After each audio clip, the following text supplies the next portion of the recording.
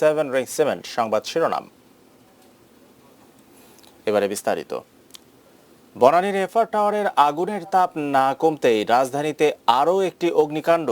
পুড়ে ছাই হয়ে গেছে গুলশান 1-এর ডিএনসিসি মার্কেটের পাশের কাঁচা বাজারটি। ফায়ার সার্ভিসের 20টি ইউনিট প্রায় 2 ঘন্টা চেষ্টার পর আগুন নিয়ন্ত্রণে আনে।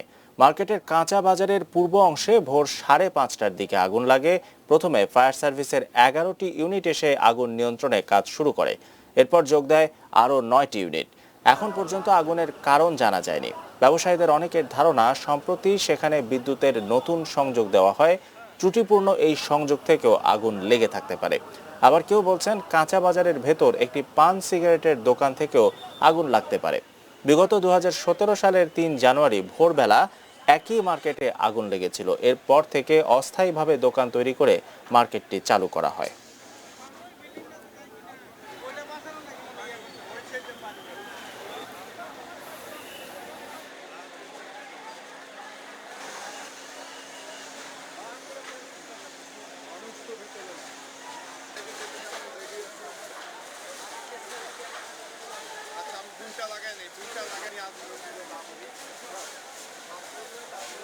শতাধিক দোকান রয়েছে, সেই কাঁচা মার্কেট পর্যন্ত ছড়িয়ে যায়। আমরা একটু দর্শকদেরকে এখানকার একজন ব্যবসায়ীর রেজা ভাই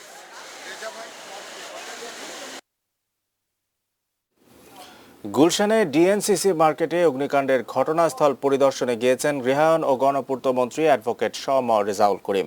বলেছেন, ঘটনা খতিয়ে দেখে আইনি ব্যবস্থা নেওয়া হবে। এবারের ঘটনা কিন্তু একটু ভিন্ন, কারণ এবার পরিকল্পিত কোনো ভবন না, নিজেরা একটা ছাপড়া দেওয়ার মতো অবস্থা করে ওনারা তৈরি করেছেন অন্তর্বর্তীকালীন সময়ের জন্য। এই অবস্থায় তারাই নিজেরা বিদ্যুতের সংযোগ বিভিন্নভাবে দোকান নিয়েছেন। এমন হতে পারে যে এই সংযোগগুলি যেভাবে হওয়া দরকার সেভাবে হয়নি। এমন হতে পারে যে এই বিদ্যুৎ সংযোগের বিভ্রাট থেকে এই ঘটনা ঘটতে পারে। তারপরে বিষয়টা আমরা খতিয়ে দেখে আইনগত ব্যবস্থা নেব। তাদের পাশে সরকার আছে, সিটি কর্পোরেশন আছে, আমরা সংবেদনশীল সকলের জন্য। দর্শক, এই মুহূর্তে গুলশান 1-এর ডিএনসিসি মার্কেটে আছেন আমাদের সহকর্মী তাওহিদ সৌরভ। আগুন নেভার পর সর্বশেষ অবস্থা জানতে আমরা যুক্ত হচ্ছি তার সঙ্গে। সৌরভ,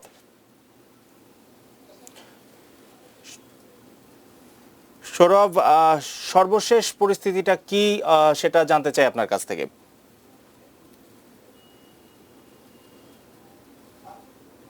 সেই একই অবস্থা আপনি কিছুক্ষণ আগে আমরা যেভাবে বলেছিলাম যে আসলে মার্কেটটি পুরো ছাই হয়ে গেছে। সেই ছাই থেকে খুঁজে এখানকার যারা সংশ্লিষ্ট যারা রয়েছেন দোকানদার, তারা যেটি আসলে বলছেন যে এখন আসলে ক্ষয়ক্ষতির যে পরিমাণ বা কি ধরনের ক্ষয়ক্ষতি হয়েছে সেটি কিন্তু তারা এখনো নিরূপণ করা আসলে সময় তারা আসলে এই যে তাদের যে দুর্ঘটনাটি ঘটেছে এটি আসলে যে কত ভয়াবহতা প্রতিটি পরিবার আসলে নিঃস্ব হয়ে গিয়েছে।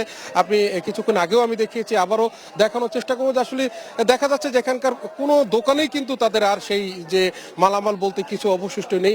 সব মিলিয়ে বলা চলে যে আসলে গতকালকে রাতের যে ভয়াবহতা যে ঘটনাটি ঘটেছে আসলে এখনো কিন্তু সেই ভয়াবহতার যে চিহ্ন আপনি দেখতে পাচ্ছেন যে আসলে কি অবস্থা এখানকার পুরে অঙ্গার সেই কয়লা। এখানকার যারা ব্যবসায়ী রয়েছেন তারা আসলে খুঁজে চেষ্টা করছেন যদি কোনো কিছু অবশিষ্ট থাকে। একটি বিষয় জানিয়ে রেখে 2017 সালের যে ঘটনাটি এখানে ঘটেছিল আবারও সেই পুনরাবৃত্তি, সেই একই ঘটনা। এখানকার মানুষ যেটি বলেছেন ব্যবসায়ীরা যে আসলে তারা ঘুরে দাঁড়ানোর চেষ্টা করছিলেন। আসলে এখন কতটা তারা ঘুরে দাঁড়িয়েছেন বোঝা যাচ্ছে যে কিছুদিন আগের সেই দুর্ঘটনার পরে তারা ঋণ নিয়ে বিভিন্ন অর্থলগ্নি প্রতিষ্ঠানের কাছ থেকে তারা ঋণ নিয়ে যখন কিছুটা তারা ঘুরে দাঁড়িয়েছিলেন, ঠিক আবারও সেই একই অবস্থা। এখন আসলে আমি দু একজনের সঙ্গে কথা বলার চেষ্টা করব। আপনি যদি একটু বলতেন, আসলে এখন কথা বলার মতো পরিস্থিতি নেই, তারপর যদি একটু বলতেন আসলে কি অবস্থা। মাত্র কয়েকদিন আগে আপনাদের একই ঘটনা ঘটেছিল। কিছুদিন আগে ঘটছে 2017 সালে, ঠিক আছে। আর এখন মনে করেন না, সরকার তো কইছিল যে সবারই ক্ষতিপূরণ দেবে, কিন্তু দেয় নাই। কিন্তু সবাই ঋণ কইরা, ঠিক আছে, লোন লইয়া এই মার্কেট আবার মনে করেন চালু করছে। কিন্তু এখন কিভাবে এটা হয়েছে এটা তো একমাত্র আল্লাহই জানে, কারণ এটা আমাদের তো কোনো বলার। আপনার কতটি দোকান ছিল, ক্ষয়ক্ষতি কিরকম হতো? আমাদের বড় ভাইয়ের 4টা দোকান, ঠিক আছে। তো মনে করেন আপনার 10 কোটি টাকার মাল এদের নষ্ট হয়েছে, 10 কোটি টাকার, ঠিক আছে। Bye bye general store. এমনিতে আগুন কিভাবে লেগেছে বা কোনো কিছু জানেন? এই সূত্র আমরা তো বলতে পারবো না, ঠিক আছে। আমরা ফোন পাই আইছি। বারবার কেন এখানে এই একই অবস্থা?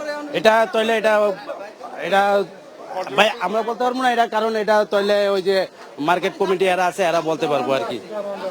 আসলে শুনলেন যে এখানকার যারা ব্যবসায়ী রয়েছেন তারা কিন্তু যেটি প্রশ্ন রেখেছেন যে আসলে কেন বারবার এই ঘটনা এমন ঘটনা ঘটে। আমরা এর আগে দু একজন ব্যবসায়ীর সঙ্গে কথা বলেছি, তারা আসলে যেটি বলেছিলেন যে এখানকার অগ্নি নির্বাপক যে ব্যবস্থা থাকে সেটি কতটা ছিল বা থাকলে পরে যদি সঠিক থাকতো তাহলে কতটা ক্ষয়ক্ষতি কম হতো, সেটিও কিন্তু একটি প্রশ্ন ব্যবসায়ীরা এখানে রেখেছেন। এবং তারা যেটি বলেছেন যে আসলে কিছুদিন আগে 2017 সালের ঘটনার পরে তারা কিন্তু ঘুরে দাঁড়ানোর জন্য বিভিন্ন প্রতিষ্ঠান থেকে তারা লোন নিয়েছেন, লোন নিয়ে তারা এই দোকানগুলোকে আবার দাঁড় করানোর চেষ্টা করেছিলেন। এখন আসলে যে পরিস্থিতি, এখানে আমরা আরো একজন দোকানে এসেছি, আপনি একটু এখানকার যিনি রয়েছেন একটু যদি কথা বলতেন যে আসলে ভাই আপনারও তো অনেক ক্ষয়ক্ষতি হয়েছে, আসলে কি পরিমাণে ক্ষয়ক্ষতি আপনাদের এখানকার? এখানে আমার দোকানে 2 লক্ষ টাকা ক্যাশ ছিল, কিছু চেক ছিল, এখন দোকানে প্রায় 20 লাখ টাকার উপরে মাল আছে। এর আগে আমার 2 তলা দোকান ছিল, তাও পুড়ে গেছে, কোনো ক্ষতিপূরণ পাই নাই। এখন বাকি আল্লাহ পাক বাকি কি রাখছে জানি না, তো আমাদের জন্য দোয়া করেন, আমরা যেন আবার শক্ত দাঁড়াইতে পারি। কথাটা বুঝছেন? এখন তো আর কিছু আপনি নিজেই দেখতেছেন, এখানে আমার দোকানে কিছুই নাই, সব পুরো সব চাই, সব বাইরের প্রোডাক্ট, দেশি কোনো প্রোডাক্ট নাই এখানে, সব বাইরের প্রোডাক্ট। এখানে আর আমাদের আর কিছু বলার নাই, আপনারা সবই দেখতেছেন। 17 সালের পরে আপনারা কিভাবে ঘুরে দাঁড়িয়েছিলেন? লোন ছিল কিনা?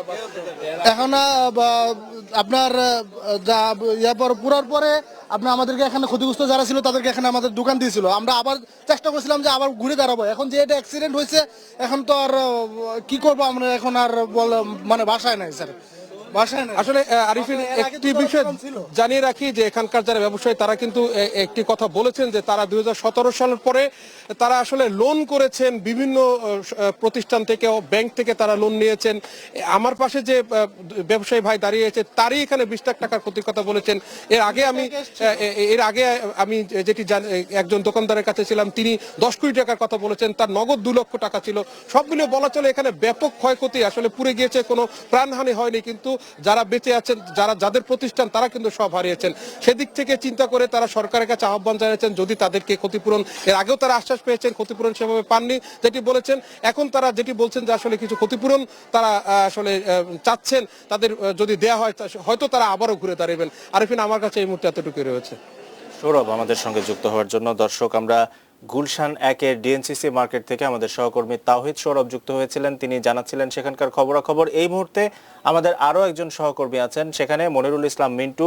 আমরা সর্বশেষ তার কাছ থেকে আরো কিছু তথ্য জানতে চাইবো। মিন্টু, আপনি শুনতে পাচ্ছেন নিশ্চয়ই আমাকে? সর্বশেষ আপনার কাছে কি তথ্য আছে সেটি জানতে চাই। আমাদের আগের সহকর্মীরা জানিয়েছেন যে 8:30টার দিকেই আগুন নিয়ন্ত্রণে চলে এসেছে, কিন্তু এখন যেটা হচ্ছে যে ফায়ার সার্ভিস সহ অন্যান্য উদ্ধার তৎপরতা যারা অংশ নিয়েছিলেন তাদের তত্ত্বাবধানে ব্যবসায়ীরা তারা মার্কেটে ঢুকেছেন এবং তাদের আসলে কী ধরনের ক্ষয়ক্ষতি হয়েছে সেগুলো তারা নিজেদের চোখে দেখার চেষ্টা করছেন এবং যেগুলো তো পড়ে নেই কিছু কিছু মালামাল সেগুলো বাঁচানো যায় কিনা সেই বিষয়গুলো তারা দেখছেন।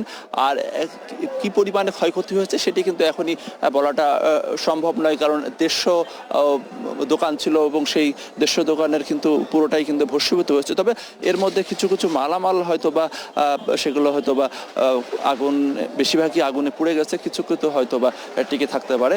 তবে যেটা হয়েছে যে ফায়ার সার্ভিসের কর্মকর্তার সঙ্গে কিছুক্ষণ আগে কথা হচ্ছিল যে 2 বছর আগে এখানে যখন আগুন লেগেছিল সে সময় ফায়ার সার্ভিসের পক্ষ থেকে বেশ কিছু সুপারিশ দেওয়া হয়েছিল, অর্থাৎ একটা মার্কেটের জন্য ফায়ার সেফটি যে ব্যবস্থা থাকা দরকার সেটি 1 তলা হোক বা 5 তলা হোক, সেই ধরনের ব্যবস্থাপনা কিন্তু ছিল না, যার কারণে কিন্তু তো আগুনটা দ্রুত ছড়িয়ে পড়ে। তবে একটু আশার কথা হচ্ছে যে যেহেতু ভোরবেলা আগুনটা লেগেছিল সেই সময় কিন্তু এই মার্কেটেতে লোকজন ছিল না, যার কারণে কিন্তু জানমালের যে ক্ষয়ক্ষতি সেটি হয়তো হয়নি, কিন্তু মালামালের যে কিন্তু ব্যাপক ক্ষয়ক্ষতি হয়েছে। তবে যদি এই কাঁচা মার্কেটের সামনে 5 তলা যে মার্কেটের সেটির কয়েকটা দোকান পিছন দিক থেকে পুড়ে গেছে, কিন্তু সেই মার্কেটটিতে যদি আগুন লাগতো তাহলে কিন্তু আগুন নিয়ন্ত্রণে আনা প্লাস ক্ষয়ক্ষতির যে পরিমাণ সেটি কিন্তু আরও বেশি হতো। এখন যারা ব্যবসায়ী রয়েছেন তারা তাদের যে দোকানগুলোতে কি ধরনের ক্ষয়ক্ষতি হয়েছে সেগুলো হলো অনুসন্ধান করছেন। এই সংক্রান্ত একটি তদন্ত কমিটি গঠন করেছে ফায়ার সার্ভিস 5 সদস্যের, এবং তারাই আসলে ফাইনাল রিপোর্ট দিবেন যে কি কারণে এই আগুনটা লেগেছে। প্রাথমিকভাবে ধারণা করা হচ্ছে যে সুগন্ধির মার্কেট থেকে হয়তো আগুনের সূত্রপাত হতে পারে, তবে হয়তো সেই তদন্ত রিপোর্টের এবং ক্ষয়ক্ষতির যে পরিমাণ সেটি হয়তো তখন নিরূপণ করা যাবে। এখন যে উদ্ধারকারী বাহিনীর সহায়তায় ব্যবসায়ীরা তারা তাদের যে মালামাল বা দোকানগুলোতে কি অবস্থা সেগুলো আসলে দেখছেন, এবং যে মালামালগুলো অক্ষত আছে সেগুলো এই দোকানগুলো থেকে বের করে নিতে চেষ্টা করছেন। ধন্যবাদ বিন্টু আমাদের সঙ্গে যুক্ত হওয়ার জন্য। দর্শক, আমাদের দুজন সহকর্মী তাওহিদ সৌরভ এবং মনিরুল ইসলাম মিন্টু তারা ঘটনাস্থল থেকে সর্বশেষ তথ্য জানাচ্ছিলেন। আমাদের সহমর্মিতা রইল সেই মার্কেটে যাদের দোকান রয়েছে, যার ক্ষয়ক্ষতির